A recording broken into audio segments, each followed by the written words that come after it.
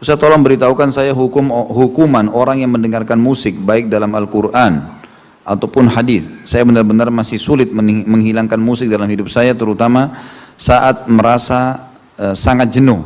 Tolong beritahukan agar saya menjauhi musik. Pertama sekali teman-teman sekalian, musik, kita bicara alat musik ya. Musik itu disumpahi dan bersumpah padanya pada sebuah ayat Abdullah bin Mas'ud radhiyallahu anhu. Ayat Al-Quran yang berbunyi ya, A'udzu billahi minasyaitonir rajim wa minan nasi may yashri lahwal hadits yudillan nasa an sabilillah. Sebagian orang ada yang memperjualbelikan perkataan-perkataan untuk menyesatkan manusia dari jalan Allah, gitu kan. Maka Ibnu Mas'ud mengatakan ini adalah demi Allah musik. Sahabat Nabi pada zaman itu masih belum terlalu canggih kayak kita sekarang. Alat-alat musik, dan ada alat musik waktu itu, sudah ada. Terkenal di Persia, di Romawi, tapi mereka sama sekali sudah tahu dan mereka mengatakan ini adalah musik. Musik sama Al-Quran tidak akan ketemu. Dalam sebuah hadis yang lain dikatakan, Nabi SAW mengatakan musik adalah mazamirus syaitan. Dalam hadis, tadi ayatnya sudah saya sebutkan, ini hadisnya adalah musik adalah anak-anak panah beracunnya syaitan. Anak-anak beracunnya syaitan. Musik sama Al-Quran seperti minyak sama air, tidak bisa ketemu. Mustahil. Antum kalau masih dengar musik, maka secara otomatis susah untuk bisa menerima Al-Quran. Jangan gunakan bahasa sulit, nggak ada kata sulit. Di sini misalnya, sulit saya meninggalkan kayak tadi misalnya, nggak bisa. Kenapa nggak bisa? Bisa. Sekarang detik ini azamkan dalam hati, berdoa sama Allah, saya mau tinggalkan. Lagi jenuh gimana? Dengar Al-Quran. Kalau masih jenuh itu berarti syaitan, baca isti'adzah. Terutama kalau kita bisa mendengarkan Al-Quran dengan terjemahannya, gitu kan? Tidak ada teman-teman sekalian, majelis ilmu begini nggak ada orang jenuh.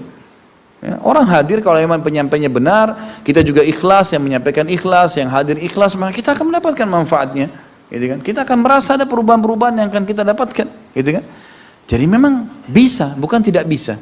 Ya, jadi harus bisa ditinggalkan. Coba pelan-pelan terapi diri. Kalau saran saya, terapi diri dengan cara memahami ini adalah perbuatan haram, maka saya tinggalkan. Syaitan yang mendatangkan kejenuhan teman-teman, putus asa, dendam syaitan. Sekali lagi mendatangkan kejenuhan, putus asa, sumpah, sedih, syaitan semua. Enggak ada dalam Islam itu. Enggak ada dalam Islam. Karena sesuatu terjadi dalam Islam, kita sudah mengatakan Allah sudah takdirin, sudah saya terima. Sudah selesai. Kita disuruh selalu optimis, tadi saya bilang, ke depan. Kita enggak disuruh lagi korek-korek yang masa lalu sudah berlalu, sudah selesai urusannya, gitu kan? Jadi kita harus yakin bisa. Coba sekarang dengarkan Al-Quran, dari Al-Quran ke Al-Quran, godaan syaitan ada terus, biasakan diri. Dan banyak sekali jemaah saya yang saya alhamdulillah nasihatin seperti ini, dan alhamdulillah kuasa Allah, bukan dari saya. Alhamdulillah saya mendapatkan mereka mendengarkan musik, dan pada saat mereka sudah tinggalkan, saya tanya.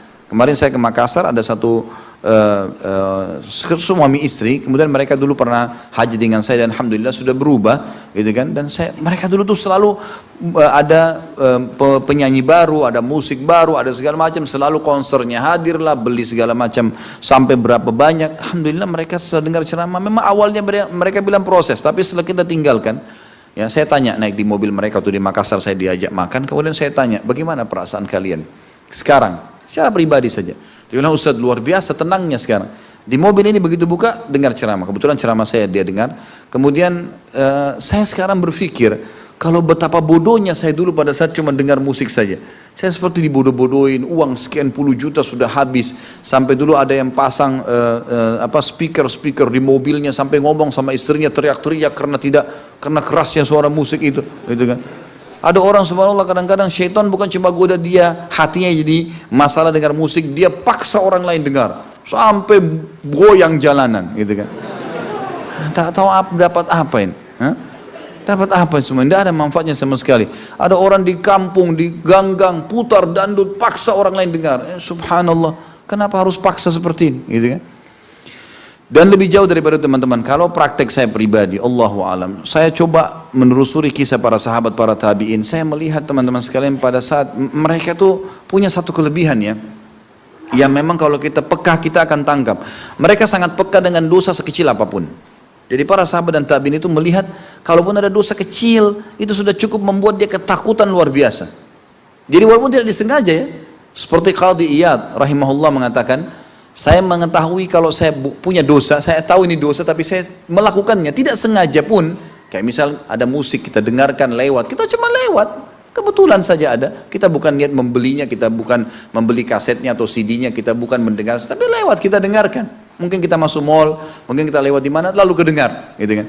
Kata qadiyat, ada dosa yang saya tahu dosa, tapi saya tidak menginginkan, tapi terjadi. Saya lewat, sepintas melewatinya. Maka saya akan melihat terjadi perubahan pada tunggangan saya, ya, kemudian pada istri saya, bahkan pada saat di rumah saya, bahkan pada saat itu rumah saya kemasukan tikus. Ya. Jadi saya melihat itu sampai pada saat itu pun terjadi. Allah datangkan cobaan hanya karena masalah dosa yang tidak disengaja loh. Bagaimana dengan orang yang sengaja? Makin peka kita teman-teman, maka makin banyak sekali manfaatnya. Coba dipraktikin. Insya Allah ini adalah resep yang sangat bagus.